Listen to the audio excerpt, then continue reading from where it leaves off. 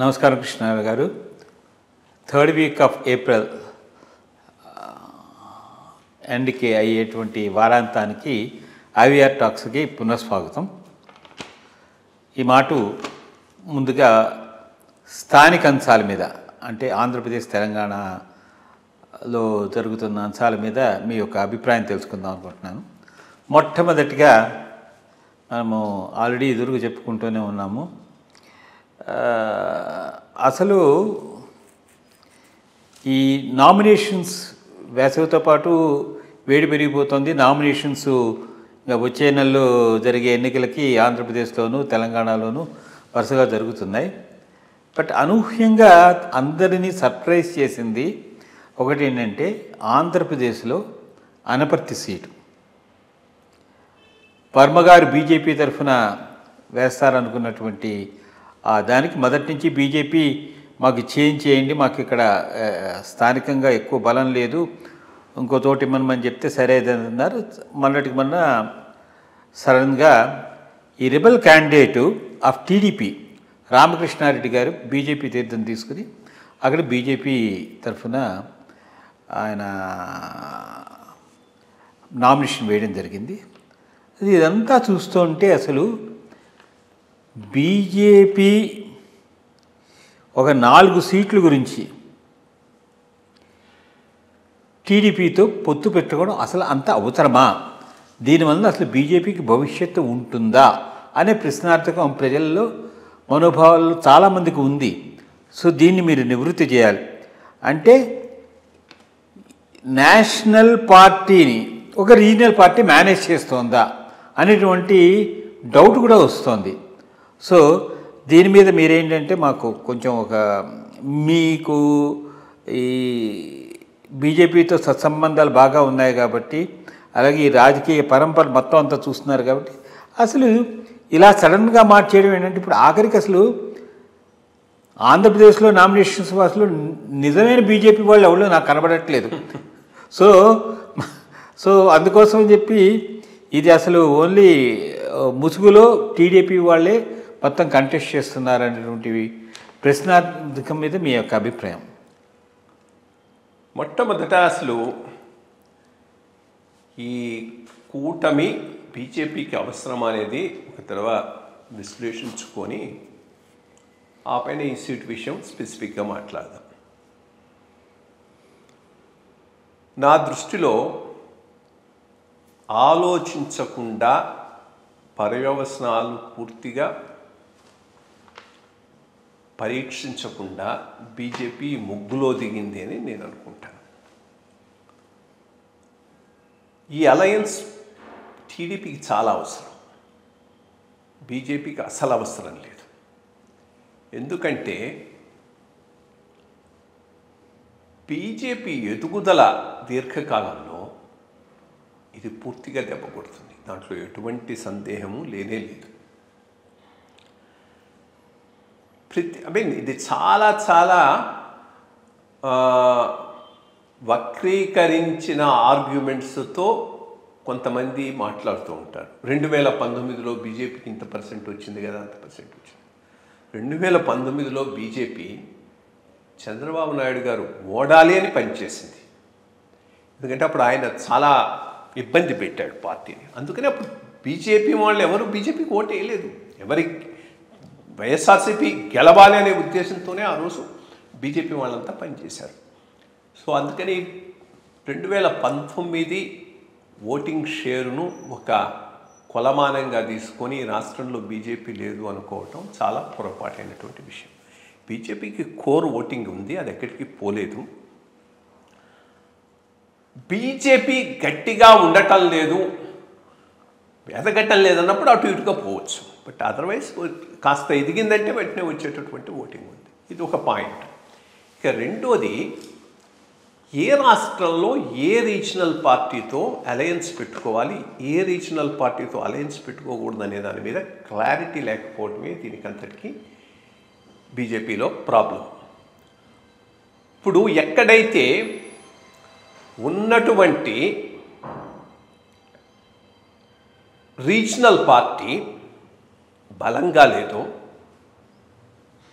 దానికి ఒక సరైన నాయకత్వం లేదు, దానికి ఆర్థిక పరంగా కులబలంగా బేస్ లేదు, అటువంటి రాష్ట్రాల్లో ప్రాంతీయ పార్టీలతో బీజేపీ పొత్తు పెట్టుకున్న అర్థం ఉన్నది. ఎందుకంటే ఆ పార్టీ ఎదగలేదు, ముందుకు పోలేదు, బీజేపీ అలయన్స్ వల్ల లాభపడే అవకాశం ఉంది.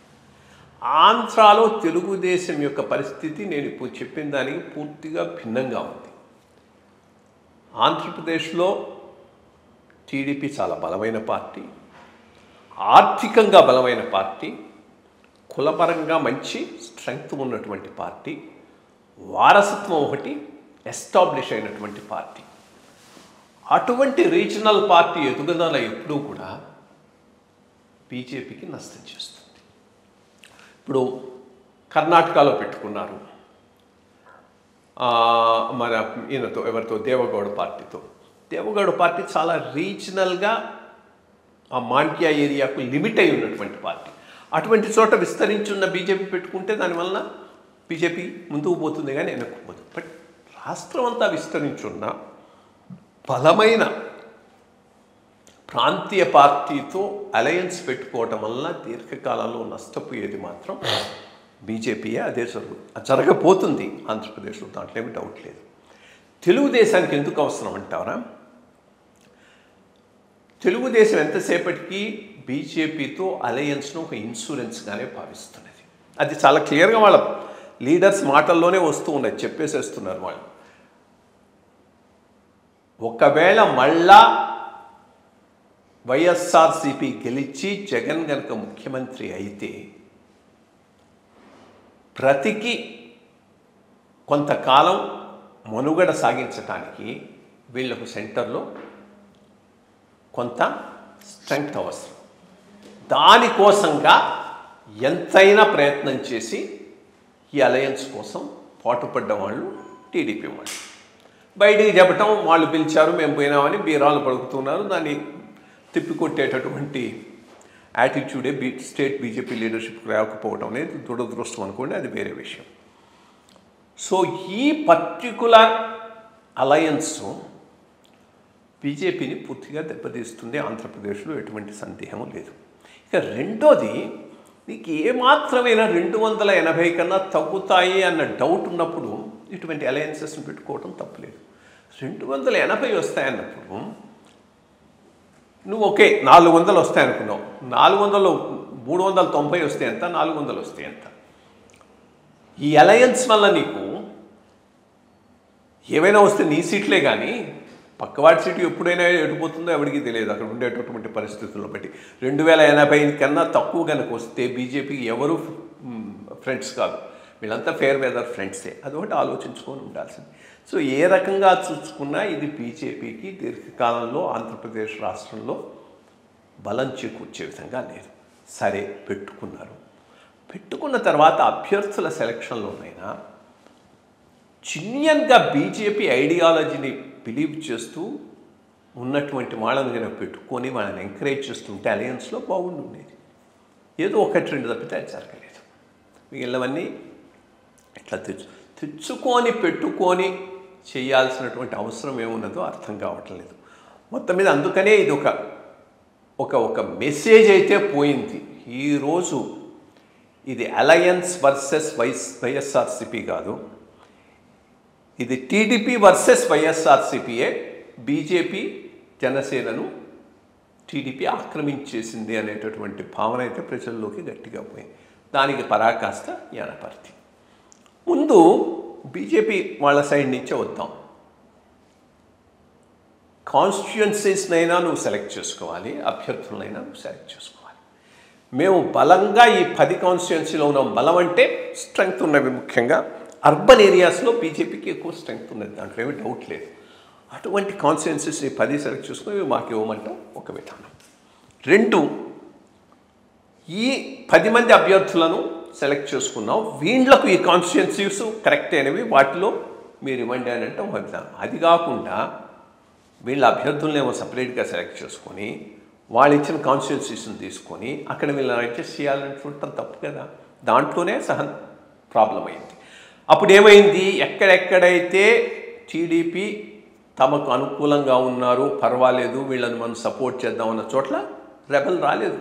వాళ్ళందరినీ అడ్జస్ట్ చేసుకొని పోయినారు. ఎక్కడైతే వీళ్ళను మనం నెగ్గించాల్సిన అవసరం లేదనుకున్నా అక్కడ రెబల్స్ వచ్చేటట్టుగా చూసుకున్నారు.